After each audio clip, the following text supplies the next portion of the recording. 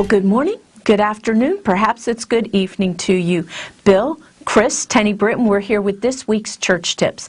Well, you know, very regularly we ask the question, if you were to double in size, what would you need to be doing? What would you be doing then? But today, this week, we want to ask you that question in the converse. The converse is, what do you need to stop doing?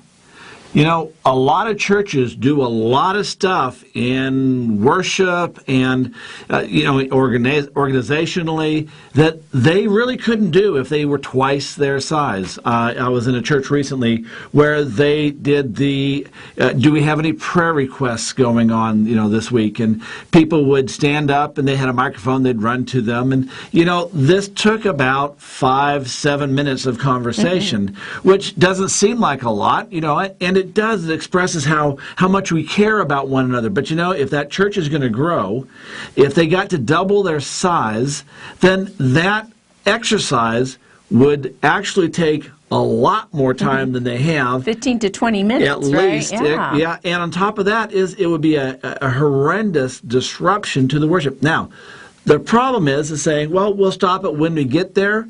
You just try and stop it when you get there, because now it's a tradition, and it's probably a tradition now.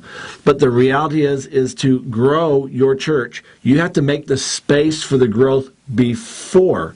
So if you're going to grow it, you have to stop doing what you're doing now that doesn't work. And that includes you as a leader, as well as the church and in worship and all the rest.